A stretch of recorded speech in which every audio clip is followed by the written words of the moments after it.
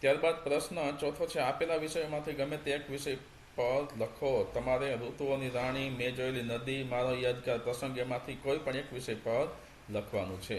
જેમ કે પ્રથમ આપણે ઋતુઓની રાણી વિશે આ રીતે લખી શકીએ. તમે આના સિવાય પણ બીજી રીતે લખી શકો. આ તમને માત્ર ઉદાહરણ માટે છે. વર્ષા ઋતુ, જેને ઋતુઓની રાણી તરીકે ઓળખવામાં આવે છે, ભારતની સૌથી મીઠી અને સાતત્યપૂર્ણ ઋતુઓમાંની એક છે. આ ઋતુ જુલાઈથી સપ્ટેમ્બર સુધી હોય છે અને વરસાદની મોસમ સાથે જોડાયેલી છે. આકાશમાં કાળા ડિબાંગ વાદળો છવાઈ જાય છે અને વીજળીના કડાકા સાથે પૃથ્વી પર સળંગ વરસાદ પડે છે. નદી, નાળા અને ઝરણાઓ પાણીથી ભરાઈને જીવંત અને પવિત્ર બની જાય છે. ખેતી માટે વર્ષા ઋતુ ખૂબ જ મહત્વપૂર્ણ છે, કારણ કે તે પાકોને સારો જળ પુરવઠો પૂરો પાડે છે. વર્ષા ઋતુના કારણે પર્વતો અને જંગલ લીલા અને તાજા બને છે અને પ્રકૃતિમાં નવજીવન આવે છે. બાળકો માટે આ ઋતુ આનંદનો સમય છે.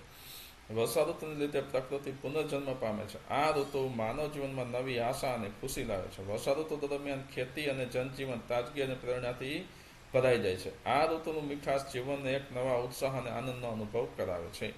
તો આ રીતે તમે ઋતુઓની રાણી વિશે લખી શકો. ત્યારબાદ આપણે બીજું જોઈએ, મેં જોયેલી નદી. તો એમાં આપણે આ રીતે લખી શકીએ. તમે કોઈ પણ જગ્યાએ નદી જોઈ હોય તો એ નદી વિશે તમે લખી શકો. આ તો માત્ર તમને અહીં ઉદાહરણ આપેલું છે.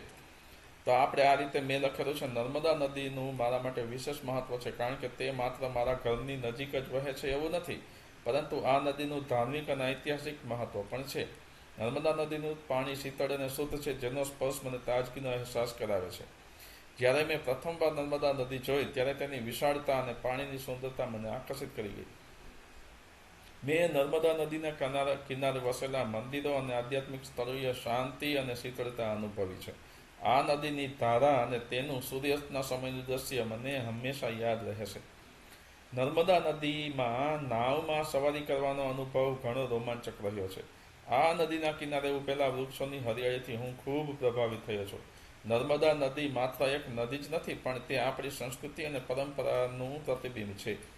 નદીની આજુબાજુના વિસ્તારની સફર મને નાની મોટી નદીઓ અને તેની મહત્તા વિશે વધુ જાણવાની પ્રેરણા આપે છે. તો આ રીતે તમે વિદ્યાર્થી મિત્રો, તમે જે નદી જોઈ હોય એ વિશે તમે લખી શકો. તમે કઈ જગ્યાએ નદી જોઈ હતી, એનું મહત્વ શું છે, ત્યાં તમને શું શું જોવા મળ્યું, નદીના કિનારે શું શું હતું, કેવા કેવા મોટા મોટા નગરો છે, ઐતિહાસિક સ્થળો છે, એવું બધું જ તમે આની અંદર લખી શકો. ત્યારબાદ ત્રીજો પ્રસંગ છે, મારો યાદગાર પ્રસંગ. તો મારો યાદગાર પ્રસંગ એ દિવસ હતો જ્યારે મેં મારા મિત્રો સાથે પહેલી વાર હિમાલયના પર્વતોમાં ટ્રેકિંગ કર્યું.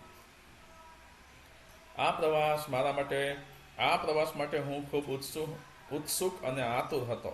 પહાડોની ઊંચાઈ, ઠંડી હવા અને સફેદ બરફના સૌંદર્યથી હું મંત્રમુગ્ધ બની ગયો.